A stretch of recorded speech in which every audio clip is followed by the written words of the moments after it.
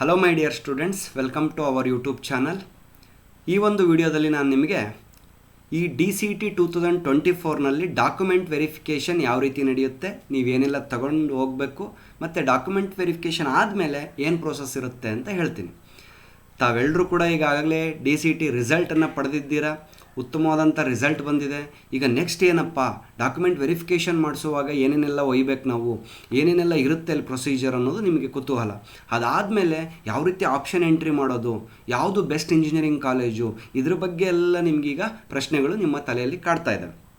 ಈ ಒಂದು ವಿಡಿಯೋದಲ್ಲಿ ನಾನು ಡಾಕ್ಯುಮೆಂಟ್ ವೆರಿಫಿಕೇಷನ್ ಪ್ರೊಸೀಜರ್ ಬಗ್ಗೆ ಹೇಳ್ತೀನಿ, ಮತ್ತು ನನ್ನ ನೆಕ್ಸ್ಟ್ ವಿಡಿಯೋದಲ್ಲಿ ಆಪ್ಷನ್ ಎಂಟ್ರಿ ಮಾಡೋದು ಹೆಂಗೆ, what are the best engineering colleges ಇನ್ ಕರ್ನಾಟಕ ಅನ್ನೋದ್ರ ಬಗ್ಗೆ ನಿಮಗೆ ಮಾಹಿತಿಯನ್ನು ತಿಳಿಸ್ಕೊಡ್ತೀನಿ. ತಾವೆಲ್ಲರೂ ಕೂಡ ತಪ್ಪದೆ ನಮ್ಮ ಚಾನಲ್ಗೆ ಸಬ್ಸ್ಕ್ರೈಬ್ ಮಾಡಿ ಮತ್ತು ನಮ್ಮ ಚಾನಲನ್ನು ನಿಮ್ಮ ಫ್ರೆಂಡ್ಸ್ಗಳಿಗೂ ಕೂಡ ಶೇರ್ ಮಾಡಿ ಅಂತ ಹೇಳ್ತಾ, ಜ್ಞಾನಪೀಠ ಫಾರ್ ಟೆಕ್ ಇದು ನಮ್ಮ YouTube channel. Subscribe and share it. ಮೊಟ್ಟ ಮೊದಲನೇದಾಗಿ ಡಾಕ್ಯುಮೆಂಟ್ ವೆರಿಫಿಕೇಷನ್ ಯಾವಾಗ? KEA ಅಫಿಷಿಯಲ್ ವೆಬ್ಸೈಟಲ್ಲಿ ಇವತ್ತು ಬಿಟ್ಟಿದೆ.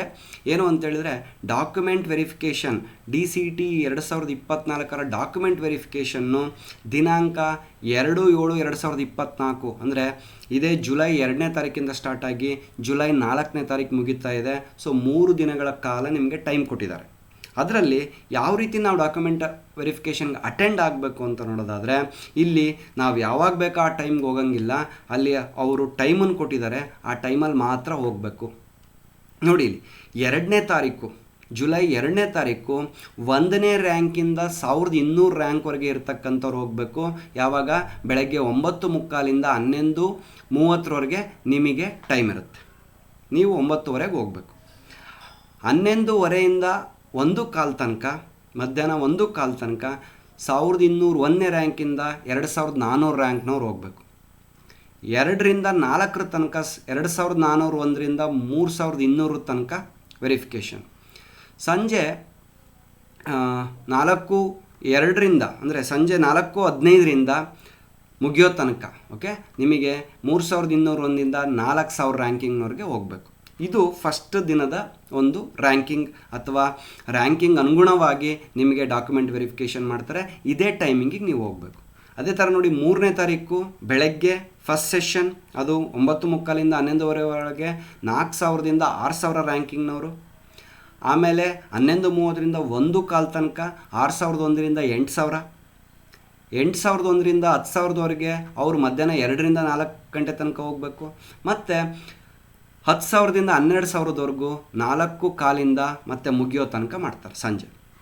ಅದೇ ರೀತಿ ಕೊನೆ ದಿನ 12,001ರಿಂದ 14,000 ಫಸ್ಟ್ ಸೆಷನ್ನು, ಸೆಕೆಂಡ್ ಸೆಷನ್ 14,001ರಿಂದ 17,000, ಥರ್ಡ್ ಸೆಷನ್ನು 17,001ರಿಂದ ಕೊನೆಯ ರ್ಯಾಂಕ್ವರೆಗೂ ಇರೋರೆಲ್ಲರೂ ಕೂಡ ಥರ್ಡ್ ಸೆಷನ್ಗೆ ಹೋಗಬೇಕು. ಈ ರೀತಿ ಒಂದು ವೇಳಾಪಟ್ಟಿಯನ್ನು ಕೊಟ್ಟಿದ್ದಾರೆ. ತಾವೆಲ್ಲರೂ ಕೂಡ ಇದೇ ಟೈಮಿಗೆ ಅಂದರೆ ಅರ್ಧ ಗಂಟೆ ಮುಂಚಿತವಾಗಿ ಹೋಗ್ಬಹುದು ಡಾಕ್ಯುಮೆಂಟ್ ವೆರಿಫಿಕೇಷನ್ನಿಗೆ.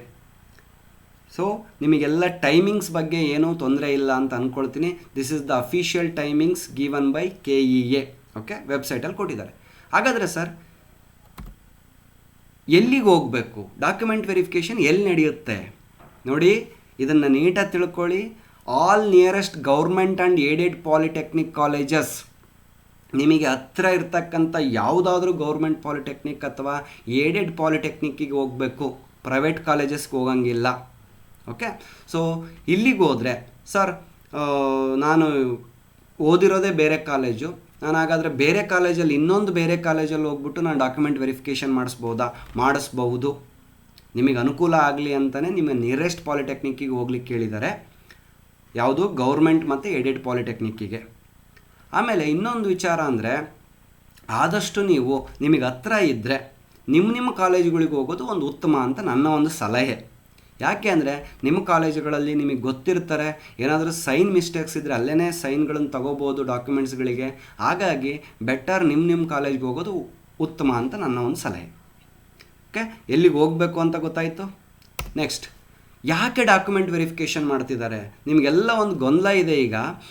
ಆ್ಯಕ್ಚುಲಿ ಈ ಸಲ only online document verification, no physical verification ಅಂತ ಹೇಳಿದರು. ಆದರೆ ಮತ್ತೇನೋ ಕಾರಣಾಂತರಗಳಿಂದಾಗಿ ನಿಮಗೆ ಫಿಸಿಕಲ್ ವೆರಿಫಿಕೇಷನ್ನ ಮಾಡಿಸ್ತಾ ಇದ್ದಾರೆ. ಯಾಕೆ ಅಂತೇಳಿದರೆ, ಅದು ನಿಮ್ಮ ವ್ಯಾಲಿಡಿಟಿಯನ್ನು ಚೆಕ್ ಮಾಡೋದಕ್ಕೋಸ್ಕರ, ನಿಮ್ಮ ಡಾಕ್ಯುಮೆಂಟ್ಸ್ ವ್ಯಾಲಿಡಿಟಿಯನ್ನು ಚೆಕ್ ಮಾಡೋದಕ್ಕೋಸ್ಕರ. ಒಳ್ಳೆಯದು, ಏನು ತೊಂದರೆ ಇಲ್ಲ. ಯಾಕಂದರೆ ಯಾರಾದ್ರೂ ಫೇಕ್ ಸರ್ಟಿಫಿಕೇಟ್ ಹಾಕಿದರೆ, ಫೇಕ್ ಮಾರ್ಕ್ಸ್ಗಳನ್ನು ಹಾಕಿದರೆ ಒಳ್ಳೆಯದಾಗುತ್ತೆ. ಸೊ ಯಾರ್ಯಾರು ಒರಿಜಿನಲ್ ಆಗಿ ಕ್ಯಾಂಡಿಡೇಟ್ಸ್ಗಳಿದ್ದೀರಾ, ಯಾರ್ಯಾರು ಯಾವುದೇ ರೀತಿ ನ್ಯೂನ್ಯತೆಗಳನ್ನು ಮಾಡಿಲ್ಲ, ಅವರಿಗೆ ಈ ಡಾಕ್ಯುಮೆಂಟ್ ವೆರಿಫಿಕೇಷನ್ ಒಳ್ಳೆಯದೇ ಆಯಿತು, ತೊಂದರೆ ಇಲ್ಲ. ನೀವುಗಳು ನಿಮ್ಮ ಹತ್ತಿರದ ಕಾಲೇಜ್ಗೆ ಹೋಗಿ ನಿಮ್ಮ ಡಾಕ್ಯುಮೆಂಟ್ಸ್ಗಳನ್ನು ಅಲ್ಲಿ ಸಬ್ಮಿಟ್ ಮಾಡಿ ಏನು ಮಾಡ್ಬೋದು, ಒಂದು ನಿಮ್ಮ ವ್ಯಾಲಿಡಿಟಿಯನ್ನು ಚೆಕ್ ಮಾಡಿಸ್ಕೋಬೋದು, ನಿಮ್ಮ ಡಾಕ್ಯುಮೆಂಟ್ಸ್ ವ್ಯಾಲಿಡಿಟಿಯನ್ನು ಚೆಕ್ ಮಾಡಿಸ್ಕೋಬೋದು. ಏನೇನೆಲ್ಲ ತೊಗೊಂಡು ಹೋಗ್ಬೇಕು ಸರ್ ಹಾಗಾದರೆ ನೋಡಿ, ಇದು ವೆರಿ ವೆರಿ ಇಂಪಾರ್ಟೆಂಟ್. ನೀವು ಆನ್ಲೈನ್ ಅಪ್ಲಿಕೇಶನ್ ಹಾಕುವಾಗ ಏನೇನೆಲ್ಲ ಸಾಫ್ಟ್ ಕಾಪೀಸ್ಗಳನ್ನು ಹಾಕಿದ್ರಿ ಅವುಗಳನ್ನೆಲ್ಲ ತೊಗೊಂಡು ಹೋಗಬೇಕು.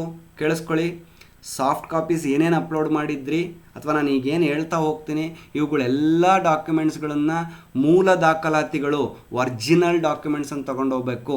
ಮತ್ತು ಒಂದು ಸೆಟ್ಟು ಅಟೆಸ್ಟೆಡ್ ಜೆರಾಕ್ಸನ್ನು ತೊಗೊಂಡು ಹೋಗಬೇಕು. ಎಲ್ಲ ಡಾಕ್ಯುಮೆಂಟ್ಸ್ನು ಒಂದು ಸೆಟ್ ಅಟೆಸ್ಟೇಷನ್ ಮಾಡಿಸ್ಕೊಂಡು ಆ ಡಾಕ್ಯುಮೆಂಟ್ಸನ್ನು ತೊಗೊಂಡು ಹೋಗಬೇಕು. ಯಾಕಂದರೆ ಅಲ್ಲಿ ಇಸ್ಕೊಳ್ತಾರೆ, ಒರಿಜಿನಲ್ಸ್ನ ವಾಪಸ್ ಕೊಡ್ತಾರೆ, ಅಟೆಸ್ಟೆಡ್ ಡಾಕ್ಯುಮೆಂಟ್ಸನ್ನು ಇಸ್ಕೊಳ್ತಾರೆ. ಹಾಗಾಗಿ ಸೊ ಯಾವ್ಯಾವೆಲ್ಲ ಡಾಕ್ಯುಮೆಂಟ್ಸ್ ಸರ್ ಅಂತ ನೋಡೋದಾದರೆ, ಮ್ಯಾಂಡೇಟ್ರಿ ತೊಗೊಂಡು ಹೋಗಲೇಬೇಕಾದಂಥ ಡಾಕ್ಯುಮೆಂಟ್ಸ್, ಇವೆಲ್ಲರಿಗೂ ಬರ್ತಕ್ಕಂಥ ಡಾಕ್ಯುಮೆಂಟ್ಸ್ಗಳಿವು, ಎಲ್ಲ ಕ್ಯಾಟಗರಿಯವ್ರಿಗೂ ಬರುತ್ತೆ. ಯಾವ್ಯಾವುದು? DCET 2024 final application printout.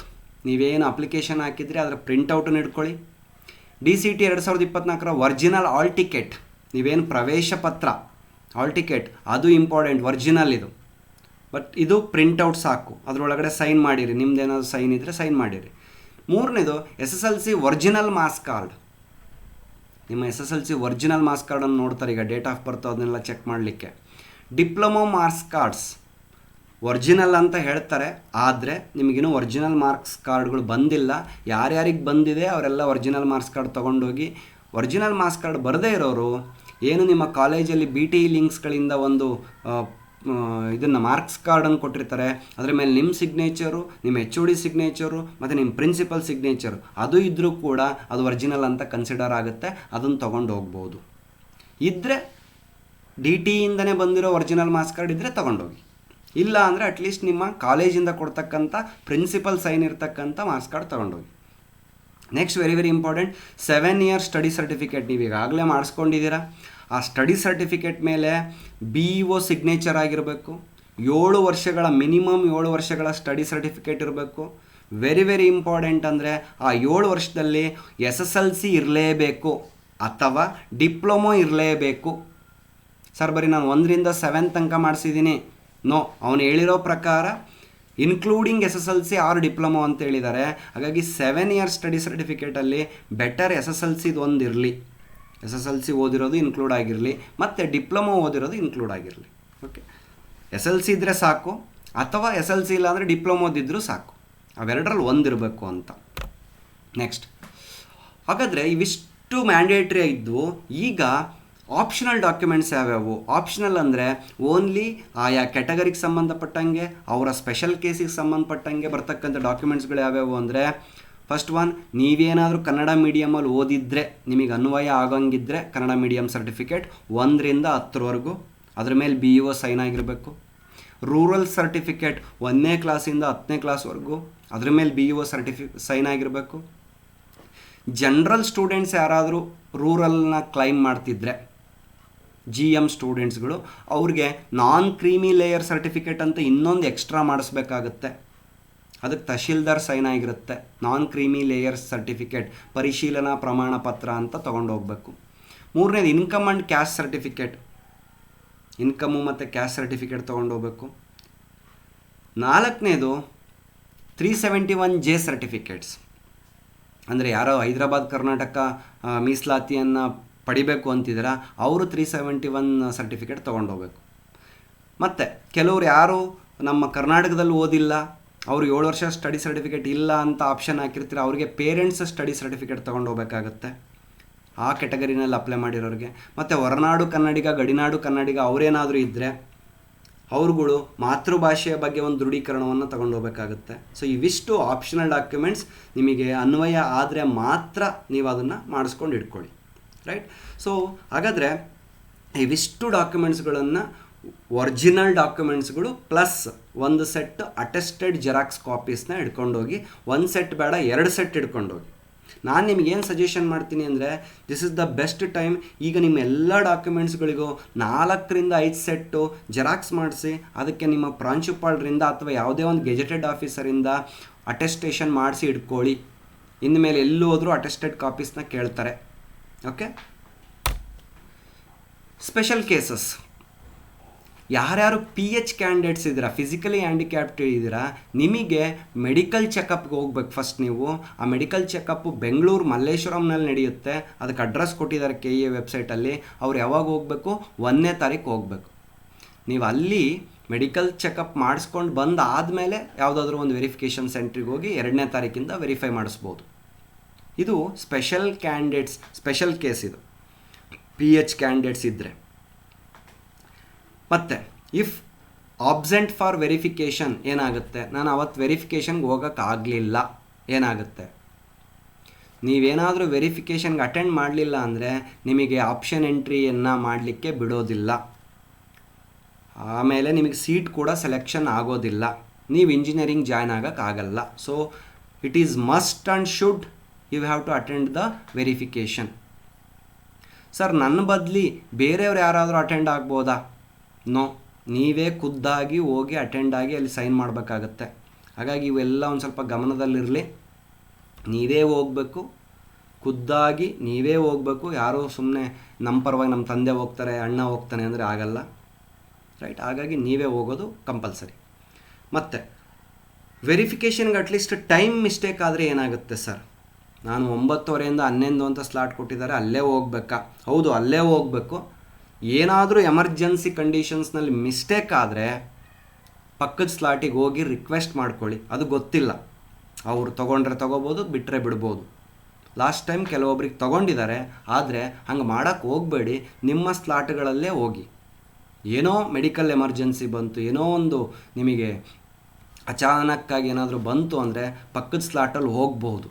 Okay, ಅದು ಆನ್ ರಿಕ್ವೆಸ್ಟ್ ಅಷ್ಟೇ. ನೆಕ್ಸ್ಟ್, ಸೊ ಡಾಕ್ಯುಮೆಂಟ್ ವೆರಿಫಿಕೇಷನಲ್ಲಿ ಏನಾಗುತ್ತೆ? ನಿಮ್ಮ ಡಾಕ್ಯುಮೆಂಟ್ಸ್ಗಳನ್ನೆಲ್ಲ ಅಲ್ಲಿ ನಿಮ್ಮ ಡಿಪ್ಲೊಮಾ ಕಾಲೇಜಲ್ಲಿ ಆಫೀಸರ್ಸ್ಗಳು ಮೂಲ ದಾಖಲಾತಿಗಳು ಜೆರಾಕ್ಸ್ಗಳನ್ನು ವೆರಿಫೈ ಮಾಡ್ತಾರೆ. ನೀವು ಏನು ಅಪ್ಲಿಕೇಶನ್ಸಲ್ಲಿ ಹಾಕಿದ್ದೀರ ಅದೆಲ್ಲ ಸರಿ ಇದೆನಾ ಅಂತ ವೆರಿಫೈ ಮಾಡ್ತಾರೆ. ವೆರಿಫೈ ಮಾಡಿಬಿಟ್ಟು ಅದನ್ನು ಆನ್ಲೈನಿಗೆ ಎಂಟ್ರಿ ಮಾಡ್ತಾರೆ. ಆನ್ಲೈನಿಗೆ ಎಂಟ್ರಿ ಮಾಡಿದ ಮೇಲೆ ಎಲ್ಲ ದಾಖಲಾತಿಗಳು ಸರಿ ಇದ್ದಾವೆ ಅಂದರೆ ನಿಮಗೆ ಒಂದು ಸೀಕ್ರೆಟ್ ಕೀ ಜನ್ರೇಟ್ ಆಗುತ್ತೆ. ಒಂದು ಫಾರ್ಮನ್ನು ಕೊಡ್ತಾರೆ. ಆ ಫಾರ್ಮಲ್ಲಿ ಸೀಕ್ರೆಟ್ ಕೀ ಇರುತ್ತೆ ಅಥವಾ ಪಾಸ್ವರ್ಡ್ ಇರುತ್ತೆ. ಅದನ್ನು ಜೋಪಾನವಾಗಿ ಇಟ್ಕೊಳ್ಳಿ. ಯಾಕೆ ಅಂದರೆ ಮುಂದೆ ಆ ಸೀಕ್ರೆಟ್ ಕೀ ಅಥವಾ ಪಾಸ್ವರ್ಡನ್ನು, ಆ ಶೀಟನ್ನು ನಮಗೆ ಆಪ್ಷನ್ ಎಂಟ್ರಿ ಮಾಡುವಾಗ ಆ ಸೀಕ್ರೆಟ್ ಕೀ ಅಥವಾ ಪಾಸ್ವರ್ಡ್ ಬೇಕಾಗುತ್ತೆ. ಓಕೆ, ಯಾವಾಗ ಆಪ್ಷನ್ ಎಂಟ್ರಿ ಬಿಡ್ತಾನೆ, ಈ ವೆರಿಫಿಕೇಷನ್ ಎಲ್ಲ ಆದಮೇಲೆ ನೀವು ಇಂಜಿನಿಯರಿಂಗಿಗೆ ಯಾವ್ಯಾವ ಕಾಲೇಜ್ ಬೇಕು ಅಂತ ಆಪ್ಷನ್ ಎಂಟ್ರಿ ಮಾಡಬೇಕಲ್ಲ, ಆವಾಗ ಈ ಸೀಕ್ರೆಟ್ ಕೀ ಯೂಸ್ ಮಾಡಿ ಲಾಗಿನ್ ಆಗ್ತೀರಾ. ಸೊ ಇದಾದಮೇಲೆ ನೆಕ್ಸ್ಟ್ ನಿಮಗೆ ಆಪ್ಷನ್ ಎಂಟ್ರಿಗೆ ಬಿಡ್ತಾನೆ. ಆವಾಗ ನೀವು ಈ ಸೀಕ್ರೆಟ್ ಕೀ ಮುಖಾಂತರ ಲಾಗಿನ್ ಆಗಿ ನಿಮಗೆ ಬೇಕಾದ ಕಾಲೇಜ್ಗಳನ್ನು ಪ್ರಿಯಾರಿಟಿ ವೈಸ್ ಹಾಕ್ತಾ ಹೋಗಬೇಕು. Option entry is very very difficult and it needs skill. ಅದು ಒಂದು ಸ್ಕಿಲ್. ಅದು ಮುಂಚೆ ತುಂಬ ಪ್ರಿಪ್ರೇಷನ್ ಮಾಡ್ಕೋಬೇಕಾಗತ್ತೆ. ಅದು ಹೆಂಗೆ ವರ್ಕ್ ಆಗುತ್ತೆ ಅಂತ ತಿಳ್ಕೊಬೇಕಾಗತ್ತೆ. ಯಾರಿಗೆ ಅದು ಹೆಂಗೆ ವರ್ಕ್ ಆಗುತ್ತೆ ಅಂತ ಗೊತ್ತಿಲ್ಲ, ನಿಮಗೆ ಸಿಗೋವಂಥ ಸೀಟು ಮಿಸ್ ಆಗೋ ಚಾನ್ಸ್ ಇರುತ್ತೆ. ಹಾಗಾಗಿ ಇದು ವೆರಿ ವೆರಿ ಇಂಪಾರ್ಟೆಂಟು. ನನ್ನ ಮುಂದಿನ ವಿಡಿಯೋದಲ್ಲಿ ಯಾವ್ಯಾವ ಬೆಸ್ಟ್ ಇಂಜಿನಿಯರಿಂಗ್ ಕಾಲೇಜಸ್ಗಳಿದ್ದಾವೆ, ಯಾವ್ಯಾವ ಟೈಪ್ ಆಫ್ ಇಂಜಿನಿಯರಿಂಗ್ ಕಾಲೇಜಸ್ಗಳಿದ್ದಾವೆ, ಮತ್ತು ಆಪ್ಷನ್ ಎಂಟ್ರಿ ಮಾಡೋದು ಹೇಗೆ ಅಂತ ಹೇಳ್ಕೊಡ್ತೀನಿ. ಅದನ್ನು ಕೂಡ ತಪ್ಪದೆ ನೋಡಿ. ಓಕೆ, ಸೊ ಐ ಥಿಂಕ್ ಇಷ್ಟು ಡೌಟ್ಸ್ಗಳನ್ನು ಕ್ಲಿಯರ್ ಮಾಡಿದ್ದೀನಿ ಅಂತ ಅಂದ್ಕೊಳ್ತಿದ್ದೀನಿ. ಇನ್ನು ಮುಂದಿನ ವೀಡಿಯೋಗಳಿಗಾಗಿ ನಮ್ಮ ಯೂಟ್ಯೂಬ್ ಚಾನಲ್ನ ಸಬ್ಸ್ಕ್ರೈಬ್ ಆಗಿ ಮತ್ತು ನಿಮ್ಮ ಫ್ರೆಂಡ್ಸ್ಗಳಿಗೂ ಕೂಡ ನೀವು ಇದನ್ನು ಶೇರ್ ಮಾಡಿ friends. Thank you very much. ಮುಂದಿನ ವೀಡಿಯೋದಲ್ಲಿ ಸಿಗೋಣ. ಧನ್ಯವಾದಗಳು.